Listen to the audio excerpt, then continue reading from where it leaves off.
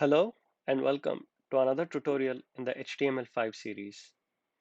In this tutorial, we'll be talking about two of the most commonly used HTML tags, a div tag and a span tag.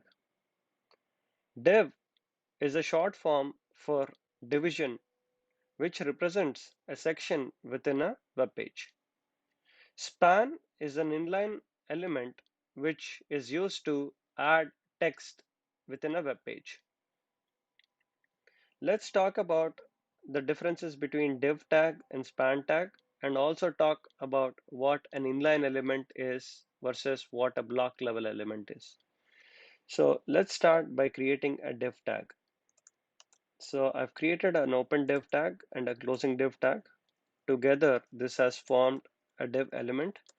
I'm going to create a span element by doing the same. So now we have an empty div element and a span element. I'll be adding some content within the div and span elements. Let's say this is a div element. I'll do the same for the span content. So I've added this is a span element. Now let's go back to the browser and then refresh it. We see two texts or contents which are coming from respective elements.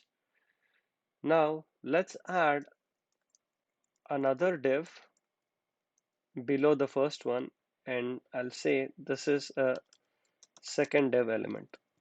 I'm going to do the same for a span element. This is a second span element. Let's go back and refresh it.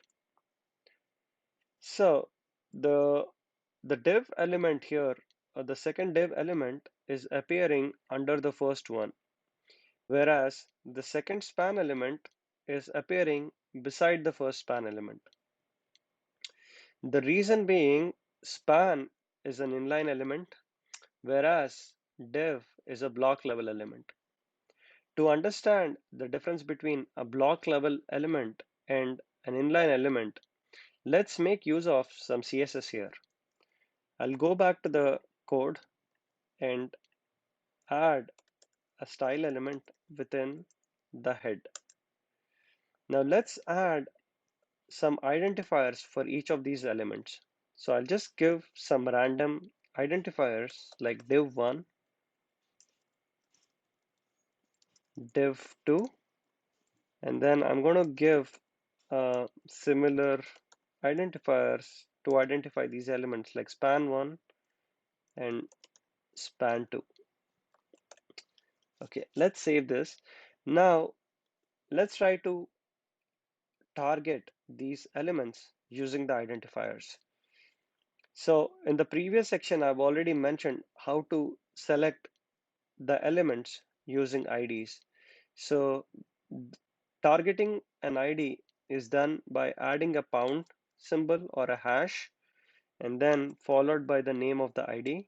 For example, the first div element is targeted like this, hash div1.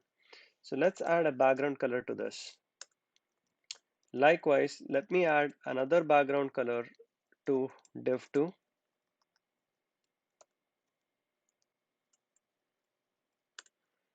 Okay, I'm going to be doing the same thing for span1 and span2.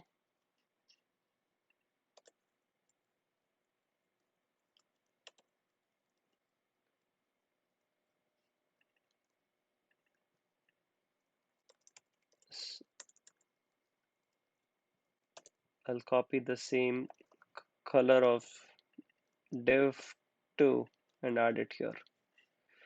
All right, so let me go back to the browser and hit refresh. As we can see that the first div element, although the content is ending here, the highlighted part, it's taking the entire width from left to right. And when I add a new div element, it starts in a new row instead of um, starting beside this first element. Because the first element is taking the entire width, it's going to push the content of the other div to start below it. So that's what a block level element is. It takes the entire width from left to right, even when it doesn't need the space. Whereas a span here is an inline element. It will only occupy the space that it needs. For example, as you can see, the background color for this span has ended exactly after the where the content has ended within the span one, and likewise it's the same with the span two. So that's the difference between a div tag and a span tag, and also the difference between a block level element versus an inline element. You can notice that if I add an h1 or any of the heading tags, all of the heading tags are block level elements. So as you can see, it has pushed the entire uh, row.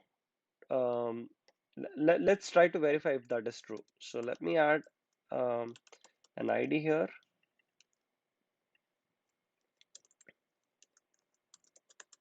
and add a background color to this. Go back and refresh. As you can see, the head element has taken the entire width.